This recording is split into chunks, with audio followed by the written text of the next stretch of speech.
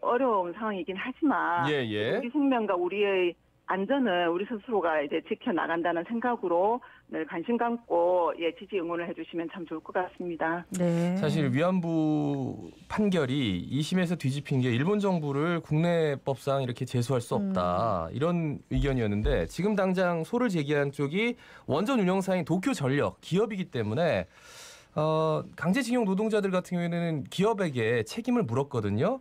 과연 어떤 결과가 나올지 그 전에 뭐 많은 활동을 하시겠죠. 이후에 활동 보면서 또 전화 연결하도록 하겠습니다. 말씀 잘 들었습니다. 네, 감사합니다. 네, 고맙습니다. 네, 지금까지 부산환경운동연합의 민은주 사무처장이었습니다. 지금 여러분은 부산의 목소리 자갈치 아지매를 듣고 계십니다. 부산 시민 여러분, 아지매 방송을 들으이소. 함께 목소리를 내주이소.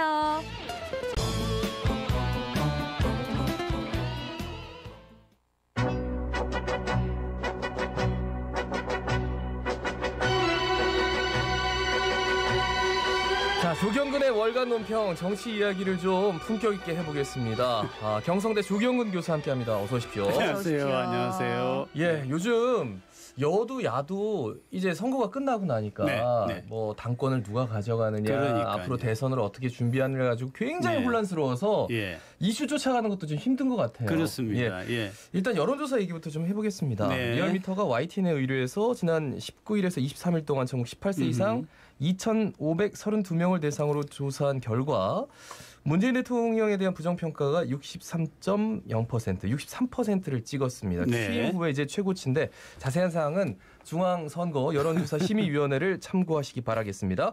자, 왜 이런 평가가 나온 겁니까? 문 대통령께서 그리고 문 정부가 잘하려고 했죠. 초기에는 이제 남북 관계를 좀 잘 풀어가고 싶어 했고, 네. 특히 이제 북핵 문제를 좀 해결하려고 했고, 그다음에 최근 한 1년간에는 이제 코로나가 처음에 세계적인 모범국이었고, 그다음에 이제 우리가 자체적으로 백신을 개발하면서 이 문제를 굉장히 다른 어떤 나라보다도 잘 해결하려고 했는데 그 결과가 결국은 썩 좋지를 않았고요. 그 외에 이제 부동산 정책이라든지 청년 네. 정책이라든지 이런 것들이 계속 문제가 많았기 때문에 이런 결과가 나왔다고 봅니다. 네. 아니 그런데 이제 정당 지지도 면에서 보면 조금 재밌는 사실이 그렇죠. 국민의힘은 좀 하락세를 보이고 민주당은 좀 상승세를 또 보이기도 네네. 하고. 상대적인 거죠. 예. 네네. 예를 들면 이제 지난번에 서울시장 선거, 부산시장 선거가 국민의힘이 승리를 하고 난 다음에 하는 거를 보니까 이게 아니다라고 하는 그런 특히 이제 중도층 같은 경우에는 저도 이제 개인적으로 저는 이제 민주당도 들여다보고 국민의힘도 들여다보고 있지만 이거 왜 이러지라고 할 정도인데 그런데 구조적으로는 또 사실은 그럴 수밖에 없는 부분이 있어요. 네.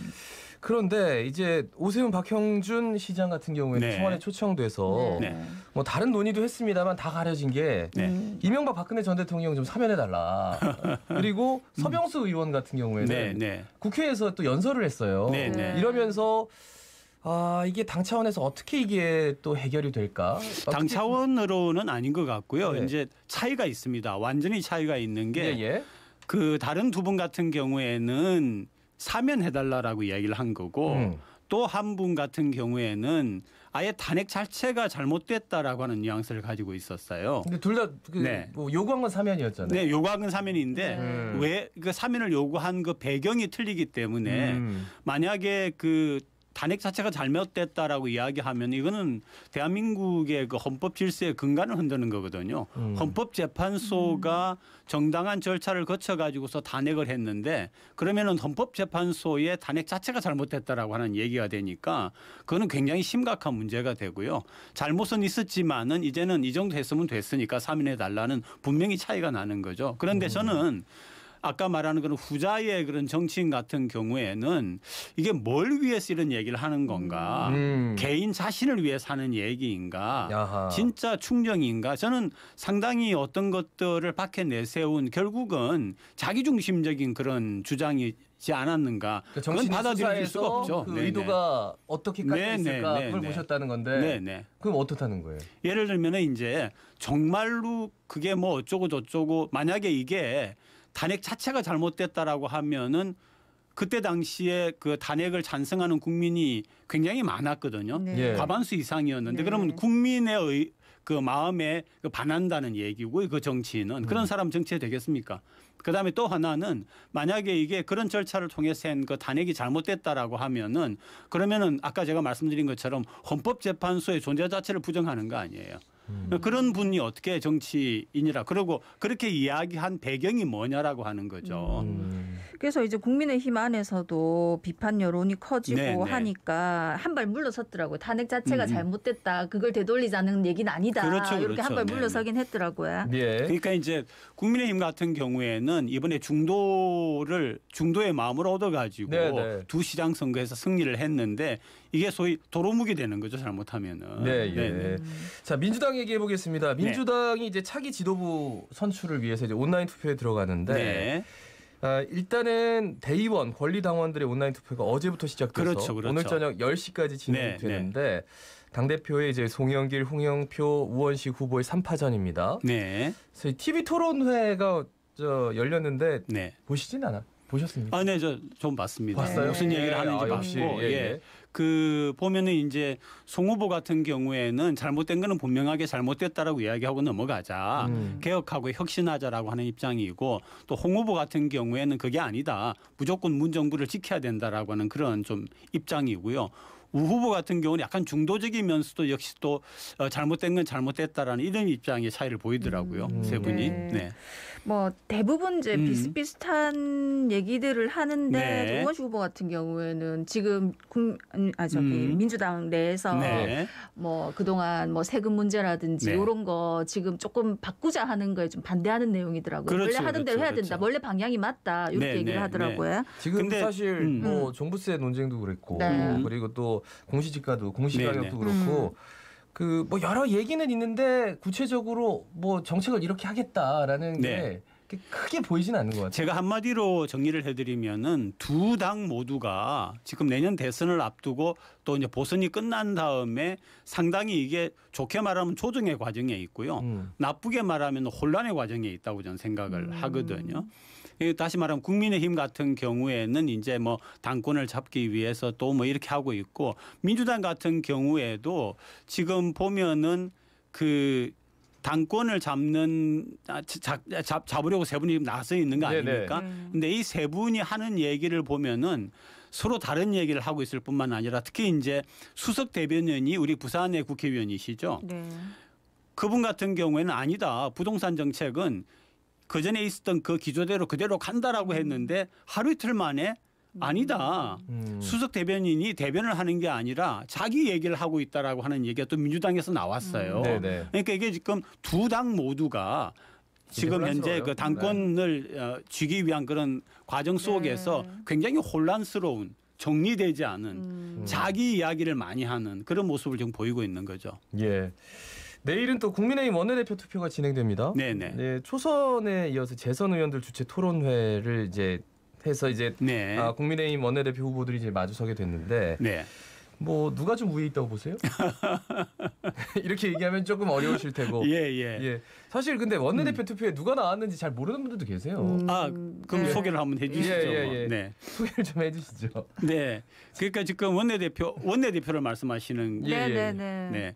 원내대표 같은 경우에 보면은 국민의힘 같은 경우에 지금 당대표건 원내대표건 간에 지금 현재 여러 가지 지금 문제가 있지 않습니까? 그죠? 네. 예를 들면은 이제 국민의당하고 이걸 갖다가 합쳐야 되느냐 네. 어떻게 해야 되느냐 하는 문제도 있고 또 안에 보면은 그 소위 자유한국당 계열도 있고요. 예. 또 이제 탈당했다가 들어온 미래한국당 계열도 있고 예. 그다음에 이제 초선이 상당수가 있고 네. 그다음에 또 재선 이상이 있고 이런 그룹들이 지금 전부 경쟁을 하고 그런 가운데 있기 때문에 굉장히 혼란스러운 거죠. 그런데 이제 한 가지 우리가 생각할 수 있는 거는 초선의 힘이 그래도 상당히 발휘되고 있다. 예. 그리고 초선이 개혁하려고 하는 방향으로 나가고 있는데 저는 그런 것들이 어떻게 이 두 선거에 이 반영이 되느냐가 국민의힘이 앞으로 국민들의 마음을 사느냐의 관건이다라고 보고 있습니다. 네.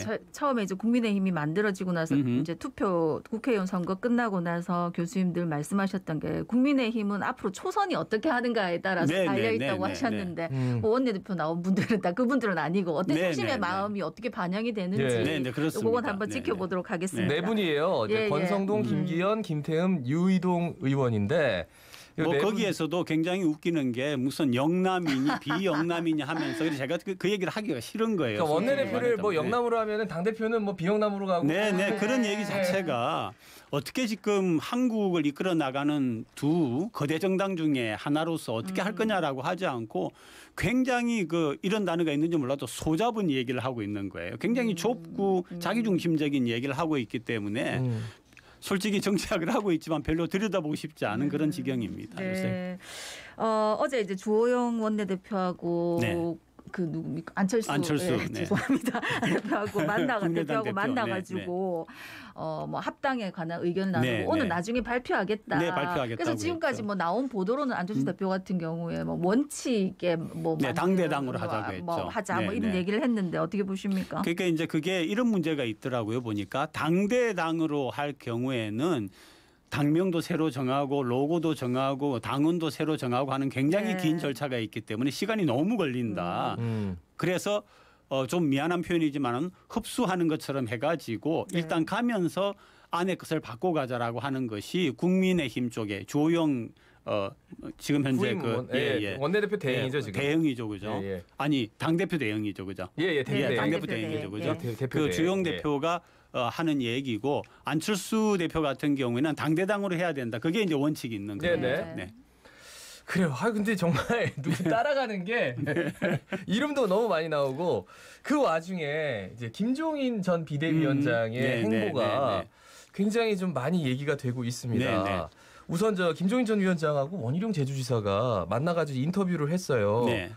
근데 이제 김종인 전 위원장이 윤석열 전 검찰총장에 대한 구애를 멈추고 다른 밑그림을 그리고 있다 이렇게 원희룡 지사가 얘기를 했거든요. 네, 그렇게 이야기를 하더라고요. 그런데 이게 보면은요, 지난번 지난번 그 두 선거에서 두 그 시장 선거에서 왜 승리했느냐, 특히 이제 서울시장 선거가 왜 승리했느냐에 대하여서 이런 얘기가 있습니다. 우리가 흔히 보기로는 김종인 위원장이 당을 잘 장악해서 이 과정을 잘 이끌었기 때문에 오세훈 시장이 당선이 된 거다라고 얘기를 하는 척이 있고요. 그게 아니라 만약에 안철수 국민의당 대표를 끌어들여 가지고서 경선하는 그런 컨벤션의 과정이 없었더라면은 아마 박영선 후보가 이겼을 수도 있다라고 하는 시각도 있습니다. 그런 점에서 보면은 그 김종인 전 당대표가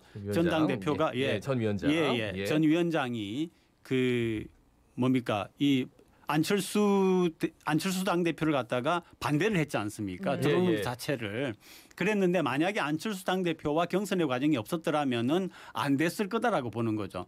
그러니까 이제 다른 한쪽에서 특히 이제 그 김무성 전 대표가 중심이 되고 주호영 원내대표도 중심이 되어 가지고 안철수 국민의당 대표를 끌어들여서 경선의 과정을 했기 때문에 당선을 한 거다. 이런 이제 두 가지의 서로 다른 시각이 있습니다. 그런데 대개는 후자가 옳다고 보거든요. 만약에 안철수 대표와의 경선의 과정이 없었더라면은 과연 국민의힘이 저렇게 당선이 됐겠느냐라고 하는 시각이 있습니다. 그런데 그런 시각이 조금씩 지금은 이렇게 받아들여지고 있는 과정인 것 같아요. 다시 말하면은 내년 대통령 선거에서도 많은 분들 안철수 대표까지 당대표까지 끌어들여 가지고서 하는 그런 경선의 과정을 거쳐야만이 컨벤션 효과가 있고 대통령을 당선시킬 확률이 있다라고 보는데 김종인 대표 전 비대위원장은 아예 안철수 대표에 대하여서 이렇게 반대하는 입장을 취하고 있기 때문에 그런 부분에서 지금 문제가 생기고 있는 겁니다. 참 그 접합체를 만들어내기가 쉽지 않아요. 그 양정철 전 민주연구원장 들어온다고 원래 하죠. 9월쯤 귀국하기로 했는데 귀국했습니다 지금. 했어요? 그 어떻게 보고 계세요? 귀국했는데 왜 말이 없지? 아니 TV 나와가지고 농담입니다. 저는 잘 모르는 분이고요. 아무래도 뭐 전체적인 큰 선거가 있을 때마다 중심적인 역할을 한 분으로 알려져 있기 때문에 지금 현재 민주당 같은 경우에는 소위 이제 문 대통령을 적극 지지하는 세력하고 소위 비문 세력 간의 여러 가지 갈등 문제도 있고 대선 앞에서 이런 것들이 있기 때문에 아마 그런 것들을 조정하는 중요한 역할을 할 거로 생각을 합니다. 네. 네. 예. 그래서 저는 이제 뉴스를 보고 이런 경우가 있었나 하는 생각이 네. 들었던 게 윤석열 전 검찰총장 지지 모임에서 다 함께 자유당을 창당을 했더라고요. 부산에서. 윤석열 전 총장 안 오고. 근데 창당이라는 게 정식 창당이 아니면 이름만 정식 창당이라고 하는 것 창당은 같은데. 했죠. 왜냐하면 당원 당규도 있고 하니까. 그런데 이제 윤석열 전 총장은 전혀 뭐 이렇게 거리를 두고. 저는 그걸 살펴봐야 되는 게 정식 창당이라고 하면은 이게 이제 중앙당이 있고 5개 지부가 있고 이런 식으로 돼야만 정식 창당이거든요. 그렇기 때문에 그런 식의 명실상부한 정당으로 창당이 된 건지 아니면 어떤 창당을 선언한 건지 하는 건 제가 좀 살펴보도록 하겠습니다. 네. 예. 그 내년 지방선거 총지휘해야 되는 PK 시도당 위원장이 누가 되느냐 이래가지고 지금 뭐 여당 민주당 같은 경우에는 박재호 의원은 부산시장 나가려고 하니까 좀 어렵지 않을까 뭐 이런 얘기도 있고. 근데 하고 싶어 합니까? 양당에서 부산시당 위원장을. 그리고 부산시당 위원장이 지금 삼선이 김도읍, 장재원, 국민의힘 같은 경우에는. 근데 이 두 분도 다른 쪽에 관심이 좀 많은 것 같아가지고 시당 위원장 아무도 좀 안 맡으려고 하는 것 같아요. 그러니까 제가 드리는 말씀이죠. 시당 위원장의 역할이라고 하는 게 거의 없어요. 지금. 그리고 욕만 먹는 자리가 지금 되어 있기 때문에 이게 지금 정당 구조 자체가 사실은 민주주의가 발전하려고 하면 정당의 뿌리를 확실하게 잡아야 되는데 그런 부분에서 굉장히 문제가 있죠. 예, 말씀 여기까지 듣겠습니다. 고맙습니다. 고맙습니다. 네, 지금까지 경성대 조경건 교수였습니다. 예, 아까 이제 일본에서 오염수 방류하기로 했다니까 우리 청취자께서 다 같이 죽잔 말입니까? 이런 걱정을 하셨더라고요. 진짜 이거 우리가 지금 너무 당장에 뭔가 조치를 취해야 될 일들이 너무 많은데 참 복잡한 세상에 살고 있는 것 같습니다. 어쨌든 우리는 뭐 안전하게 지내는 게 중요하겠죠. 오늘 또 비가 예보돼 있으니까 운전하시는 분들 특히 조심하시고요. 우리 코로나19 방역수칙도 철저히 지키면서 하루 지내입시다. 자갈치 아침에 17,628회 박성원이었습니다. 아나운서 김도윤이었습니다. 오늘도 힘찬 하루 보내십시오. 고맙습니다.